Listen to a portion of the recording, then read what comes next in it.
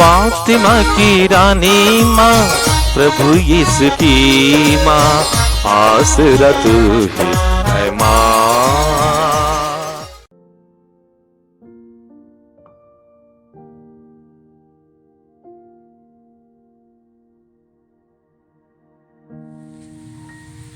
पहला पाठ प्रकाशना ग्रंथ अध्याय 20 पद संख्याएं 1 से 4, 11 से 15, अध्याय 21 1 से 2 तक।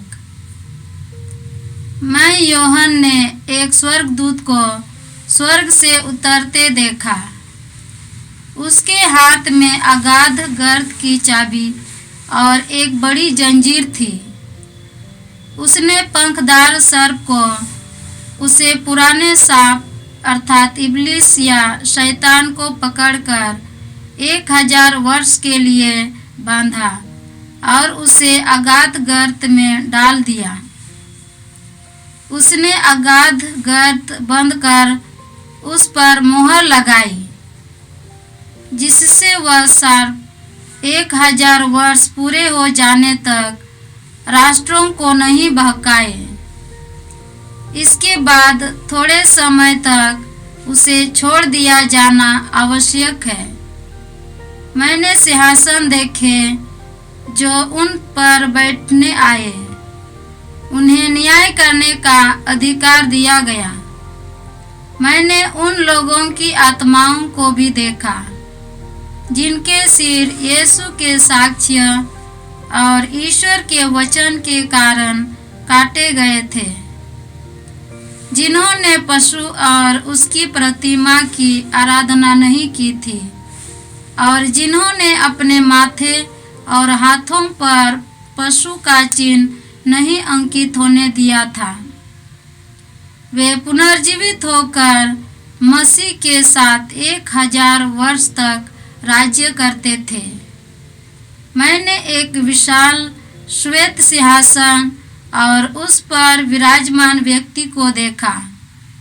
पृथ्वी और आकाश उसके सामने लुप्त हो गए और उनका कहीं भी पता नहीं चला। मैंने छोटे बड़े सब मृतकों को सिंहासन के सामने खड़ा हुआ देखा। पुस्तकें खोली गई। तब जीवन ग्रंथ नामक पुस्तक खोली गई। पुस्तकों में लिखी हुई बातों के आधार पर कर्मों के अनुसार मृतकों का न्याय किया गया। समुद्र ने अपने मृतकों को दिया। तब मृत्यु तथा अधोलोक ने अपने मृतकों को दिया। हर एक का उसके कर्मों के अनुसार न्याय किया गया। इसके बाद मृत्यु और अधोलोक दोनों को अग्निकुंड में डाल दिया गया। यह अग्निकुंड द्वितीय मृत्यु है, जिसका नाम जीवन ग्रंथ में लिखा हुआ नहीं मिला। वह अग्निकुंड में डाल दिया गया। तब मैंने एक नया आकाश और एक नई पृथ्वी देखी। पुराना आकाश तथा पुरानी पृथ्वी दोनों लुप्त हो गए थे और समुद्र भी नहीं रह गया था। मैंने पवित्र नगर नवीन यरूशलेम को ईश्वर के यहाँ से आकाश में उतरते देखा। वह अपने दूल्हे के लिए सजाई हुई दुल्हन की तरह अलंकृत था। यह प्रभु की वाणी है। ईश्वर को धन्यवाद। भजन अनुवाक्य। देखो, यह है मनुष्यों के बीच ईश्वर का निवास। देखो, यह है मनुष्यों के बीच ईश्वर का निवास। प्रभु का प्रांगण देखने के लिए मेरी आत्मा तरसती रहती है। मैं उल्लसित होकर तन मन से जीवंत ईश्वर का स्तुति गान करता हूँ। अनुवाक्य। देखो, यह है मनुष्यों के बीच ईश्वर का निवास। देखो, यह है मनुष्यों के बीच ईश्वर का निवास। गौरैया को बसेरा मिल जाता है और अबाबिल को अपने बच्चों के लिए घोंसला। हे विश्वमंडल के प्रभु, मेरे राजा, मेरे ईश्वर, मुझे तेरी वेदियाँ प्रिय है। अनुवाक्य। देखो, यह है मनुष्यों के बीच ईश्वर का निवास। देखो, यह है मनुष्यों के बीच ईश्वर का निवास। तेरे मंदिर में रहने वाले धन्य है, वे निरंतर तेरा स्तुति गान करते हैं। धन्य है वे जो तुझसे बल पाकर तेरे पवित्र सियोन की तीर्थ यात्रा करते हैं। अनुवाक्य। देखो, यह है मनुष्यों के बीच ईश्वर का निवास। देखो, यह है मनुष्यों के बीच ईश्वर का निवास। जय घोष। हालेलुया। उठकर खड़े हो जाओ और सिर ऊपर उठाओ, क्योंकि तुम्हारी मुक्ति निकट है। हालेलुया। प्रभु आप लोगों के साथ हो और आपके साथ भी। संत लूकस के अनुसार पवित्र सुसमाचार। प्रभु की जय। अध्याय 21 पद संज्ञाएं 19 से 33 तक। ईसा ने उन्हें यह दृष्टांत सुनाया, अंजीर और दूसरे पेड़ों को देखो, जब उनमें अंगूर फूटने लगते हैं तो तुम सहज ही जान जाते हो कि गर्मी आ रही है। इसी तरह जब तुम इन बातों को होते देखोगे तो यह जान लो कि ईश्वर का राज्य निकट है। मैं तुमसे यह कहता हूँ, इस पीढ़ी के अंत हो जाने से पूर्व ही ये सब बातें घटित हो जाएंगी। आकाश और पृथ्वी टल जाए तो टल जाए, परंतु मेरे शब्द नहीं टल सकते। यह प्रभु का सुसमाचार है। ख्रिस्त की जय। क्रिस में प्यारे भाई बहनों, आज का पहला पाठ हम लोगों ने प्रकाशना ग्रंथ से सुना। वहां पर संत यूहन्ना अपने दर्शन के द्वारा हमारे जीवन के 4 अंतिम सच्चाइयों के बारे में बताते हैं। कलीसिया हम लोगों को जीवन के 4 अंतिम सच्चाइयों के बारे में बताती है। पहली है मृत्यु, फिर हमारा न्याय होना, स्वर्ग और नरक। इसमें जैसे मैं समझता हूँ, हमारी पहली मृत्यु है सबसे महत्वपूर्ण बात। आज के पहले पाठ में दूसरी मृत्यु के बारे में बताया।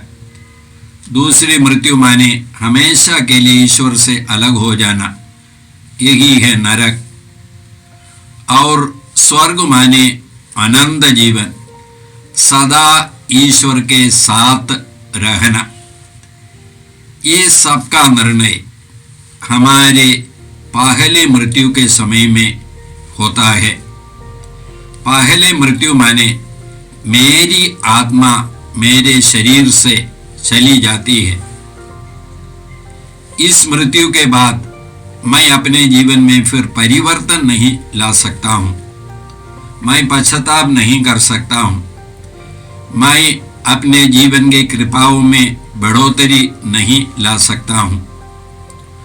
तो इस मृत्यु के लिए हमको तैयार रहना है। जब यीशु हम लोगों से बोलते हैं जागते रहो, इसका मतलब यही है। ये मृत्यु हमारे जीवन में कभी भी आ सकता है, आज भी आ सकता है या आने वाले दिनों में आ सकता है। इस मृत्यु के बारे में, इस मृत्यु के आगमन के बारे में हम लोगों को मालूम नहीं, इसलिए सदा हमको तैयार रहना है। इस मृत्यु के बाद जो निर्णय होगा, जो न्याय होगा, वो हमारे कर्मों के आधार पर है। यदि हम लोग अच्छा कार्य करते हैं और करते आ रहे हैं, भला कार्य, तब हमको आनंद जीवन मिलेगा। यदि हम लोग कुकर्म करते आ रहे हैं, हम लोग पाप के स्थिति में बड़े बड़े भयंकर पाप करते हम लोग रहते हैं और उसी स्थिति में बिना पश्चाताप किए हमारी मृत्यु हुई, तब हमको नरक मिलेगा। यही हमारा विश्वास है। तो अभी हमारे लिए भला कार्य क्या है, ये महत्वपूर्ण है। इस बाइबल के अनुसार हमारे लिए भला कार्य है भ्रातृ प्रेम। संत मत्ती के सुसमाचार में हम लोग इसी प्रकार पढ़ते हैं। यीशु बोलते हैं 7वां अध्याय का 12वां वाक्य में, दूसरों से अपने प्रति जैसा व्यवहार चाहते हो, तुम भी उनके प्रति वैसा ही किया करो। यही संहिता और नबियों की शिक्षा है। माने संहिता और नबियों की शिक्षा, ये बाइबल की शिक्षा, इसका सारांश क्या है? दूसरों के प्रति, दूसरों से अपने प्रति जैसा व्यवहार चाहते हो, तुम भी उनके प्रति ऐसा ही किया करो। माने भ्रातृ प्रेम। हम लोग संत पौलुस रोमियों के नाम पौलुस के पत्र में हम लोग इसी प्रकार पढ़ते हैं 13वां अध्याय के 8वां वाक्य में, भ्रातृ प्रेम का ऋण छोड़कर और किसी बात में किसी के ऋणी ना बने। जो दूसरों को प्यार करता है, उसने संहिता के सभी नियमों का पालन किया है। जो दूसरों से प्यार करता दूसरों को प्यार करता है, उसने संहिता के सभी नियमों का पालन किया है। तो संहिता के सभी नियम का पालन माने दूसरों को अपने प्रति प्रेम करना, प्यार करना। और ये प्यार हम लोग तभी कर पाएंगे जब हम लोग ईश्वर के प्रेम से भर जाते हैं या ईश्वर को व्यक्तिगत रीति से अनुभव करते हैं। मदर तेरेसा के बारे में मैंने एक घटना सुना है। एक बार एक पत्रकार ने उनसे पूछा कि उनके सिस्टर लोग कई कार्यों में व्यस्त रहते हैं, इसलिए क्यों मदर तेरेसा अपने सिस्टर लोगों के लिए प्रतिदिन 1 घंटा पवित्र संस्कार के सामने बैठ करके आराधना करने का एक अनिवार्य नियम के रूप में बनाया है। तब मदर तेरेसा ने उनसे कहा कि यदि मेरे सिस्टर लोग यीशु को उस पवित्र संस्कार में नहीं देखेंगे, तो मेरे सिस्टर लोग यीशु को गरीबों के चेहरे में नहीं देख पाएंगे। मतलब यही है, यदि हमारा संबंध ईश्वर से सही नहीं है, हमारे भाई बहनों से भी हमारा संबंध सही नहीं होगा। हम लोग संत मत्ती के सुसमाचार के 25वां अध्याय में हम लोग सुने हैं, पढ़े हैं। तो यीशु अंतिम न्याय के बारे में 25वां अध्याय का 31वां वाक्य से, जब मानव पुत्र सब स्वर्गदूतों के साथ अपने महिमा सहित आएगा, तो वह अपने महिमामय सिंहासन पर विराजमान होगा और सभी राष्ट्र उसके सम्मुख एकत्र किए जाएंगे। जिस तरह चरवाहा भेड़ों को बकरियों से अलग करता है, उसी तरह वह लोगों को एक दूसरे से अलग कर देगा।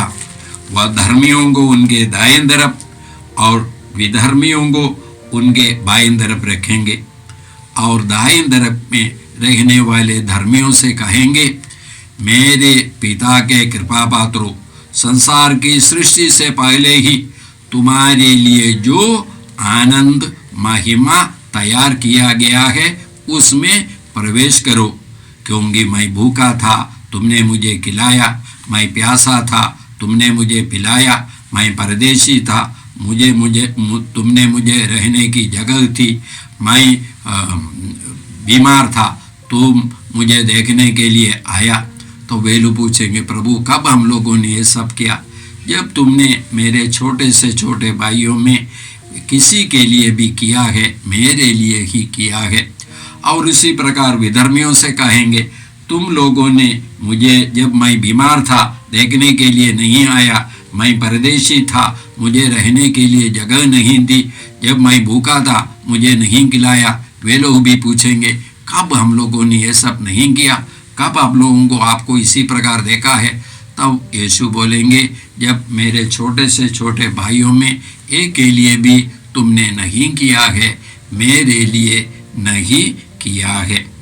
तो हमारे लिए, जैसे मैं समझता हूँ, सबसे महत्वपूर्ण बात है अपनी मृत्यु के लिए तैयार रहना और तैयार करना। और हमारी मृत्यु के बाद हमारे निर्णय हमारे कर्मों के अनुसार होगा। कौन सा कर्म हमारे भाई बहनों के प्रति हम लोगों ने कैसे व्यवहार किया है, इसके आधार पर होगा। आज के सुसमाचार में यीशु हम लोगों से कहते हैं समय के पहचान के बारे में। आजकल के ये महामारी को सब देख करके कई लोग बताते हैं, मैंने कई अनुभवी लोग बताते हैं, यीशु का दूसरा आगमन जल्दी होने वाला है। हम लोग इसी प्रकार के बातें कई बार सुनी है। यीशु तुरंत आएंगे। वास्तव में यीशु आएंगे नहीं आएंगे ये महत्वपूर्ण नहीं है, हमको तैयार रहना यही महत्वपूर्ण है। ये तैयारी यीशु के दूसरे आगमन के लिए नहीं, बल्कि हमारी मृत्यु के लिए है। हमको मृत्यु के लिए तैयार रहना। यदि हमको एक अच्छी मृत्यु के लिए हम लोग तैयार है, अच्छी मृत्यु मिलेगी तो हमको आनंद जीवन मिलेगा। ये अच्छी मृत्यु तब हमको मिलेगी जब हम लोग अच्छा जीवन बिताते हैं, जब हम लोग अपने भाई बहनों को, जैसे अभी हम लोगों ने सुना, कि अपने समान प्यार करते हैं। ये प्यार हम लोग तभी कर पाएंगे जब हम लोग ईश्वर के प्रेम को अनुभव करते हैं या अनुभव किए हैं। तब हम लोग बाइबल में पढ़ते हैं, हमने ईश्वर को पहले नहीं बल्कि ईश्वर ने हमको पहला प्यार किया और हमारे पापों के प्रायश्चित के लिए अपने पुत्र को भेजा है। संत यूहन्ना का पहला पत्र 4 अध्याय का 10वां वाक्य। इसलिए भाई और बहनों, हम लोग नवंबर महीना में है। इस नवंबर महीना में हम लोग विशेष करके हमारे पूर्वजों के लिए प्रार्थना करते हैं। हमारे जितने सारे लोग मर गए हैं उन सबों के लिए हम लोग प्रार्थना करते हैं, ताकि यदि वे लोग शोधकाग्नि में है उनको पूर्ण मुक्ति जल्दी मिले। तो जब हम लोग ऐसे हमारे पूर्वजों के लिए प्रार्थना करते हैं, हम लोगों को भी यह एक महत्वपूर्ण समय है अपने मृत्यु के बारे में भी सोचना और उसके लिए तैयार करना और तैयार रहना। आइए हम लोग प्रार्थना करते हैं। हे परमपिता ईश्वर, तेरे वचनों के लिए हम तुझे धन्यवाद देते हैं। प्रभु यीशु के द्वारा हम लोगों को आनंद जीवन देने के लिए हम तुझे धन्यवाद देते हैं। हे पिता ईश्वर, आज तेरे वचनों को सुन करके हम सबों को और सुनने वाले सभी लोगों को आशीर्वाद दीजिए, ताकि हम लोग अपने जीवन में यीशु के आगमन के लिए तैयार रह सके। ये प्रार्थना हम करते हैं प्रभु क्रिस्त के द्वारा, आमीन।